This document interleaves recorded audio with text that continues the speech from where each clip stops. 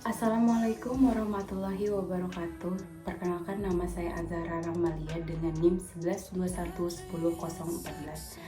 Di sini saya akan membagikan tugas kedua saya dari dosen saya, dosen pengampu PAESAN Bisnis Internasional. Di sini saya akan memilih tema dari pertemuan kedua, yaitu perdagangan internasional. Lebih spesifiknya, saya akan membahas tentang apa yang dimaksud ekspor dan impor, apa saja contoh dari ekspor dan impor itu sendiri. Lebih jelasnya, di sini saya akan menjelaskan secara sederhana apa yang dimaksud dengan ekspor dan impor. Pertama, ekspor. Ekspor adalah kegiatan menjual produk barang atau jasa dari luar negeri. Sedangkan impor, kegiatan membeli suatu produk atau barang dari luar negeri.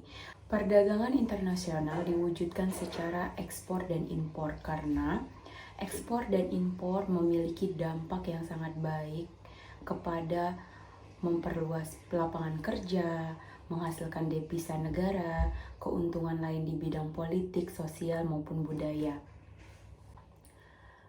Tujuan dari perdagangan internasional itu sendiri adalah untuk memperoleh keuntungan dari kegiatan itu sendiri, seperti penjualan barang elektronik.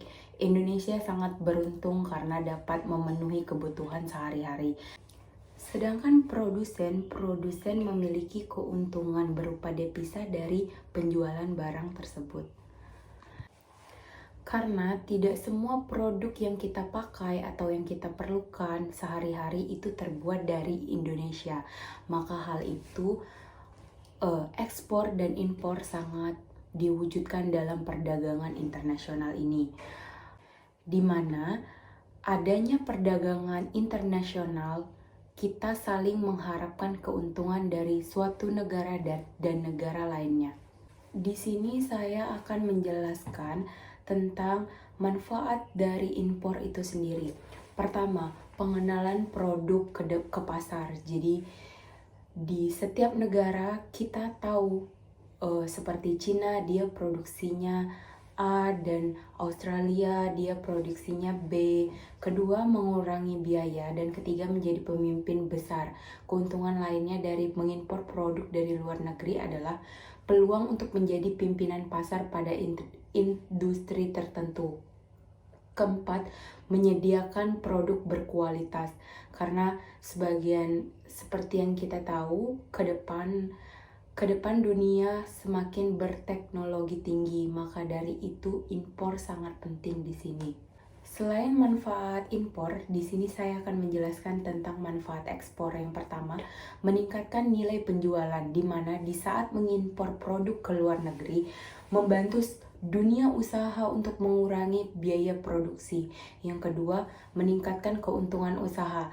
Mengekspor barang ke luar negeri sama saja kita untuk memperkenalkan bagaimana produk kita ke orang ramai. Seperti misalkan contoh, kita mengeluarkan laptop merek A dan terbukti kualitasnya terbaik dan bagus, bukan tidak mungkin penjualan akan semakin meningkat dan semakin mendapatkan keuntungan ke depannya. Itulah bagaimana kita harus mempertahankan nilai produk. Di sini sangat saya tekankan meningkatkan keuntungan usaha dan meningkatkan kestabilan sebuah produk.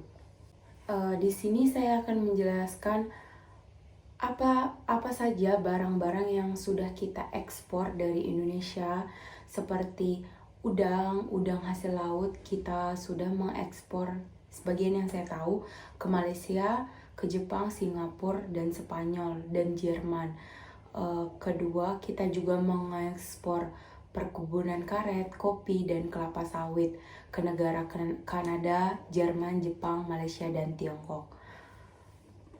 Sedangkan contoh dari impor bisa kita lihat di sekarang ini, banyak brand-brand yang bagus atau yang bergengsi sekarang kebanyakan sudah dari luar negeri daripada dalam negeri kita sendiri. Seperti kita membeli merek HP,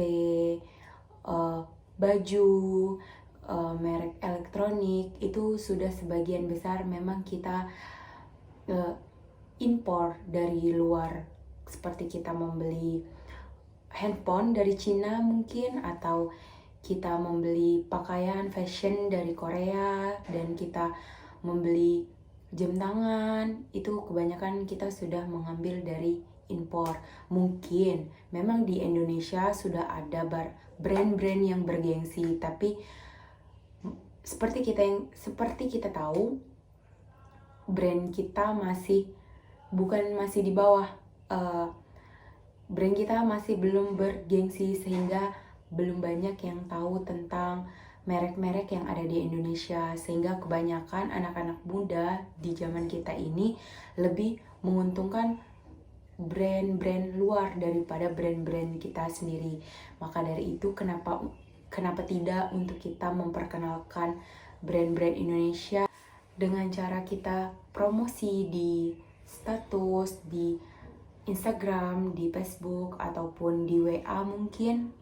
Dengan itu kita mendapatkan keuntungan juga dari situ, seperti kita Indonesia lebih terkenal contohnya dengan brand itu sendiri, dan kualitas barang dari negara kita semakin banyak yang tahu, dan menguntungkan bagi orang-orang di sekitar. Mungkin itu saja yang dapat saya sampaikan atau saya jelaskan tentang ekspor dan impor dalam perdagangan internasional. Saya memohon maaf kepada teman-teman sekalian dan dosen pengampu saya, Pak Ehsan, apabila dalam tugas saya ini atau dalam video saya ini masih banyaknya kekurangan, entah itu dari teori yang sudah saya jelaskan ataupun perkataan saya yang kurang atau masih banyak yang harus saya perbaiki. Kedepannya saya berharap anak muda seperti kita bisa menerapkan atau ikut serta dalam perdagangan internasional ke depan, karena sebagian kita tahu ke depan dunia semakin maju, dan bagaimana caranya kita sebagai anak muda ikut menyongsong ke depan. Terima kasih. Wassalamualaikum warahmatullahi wabarakatuh.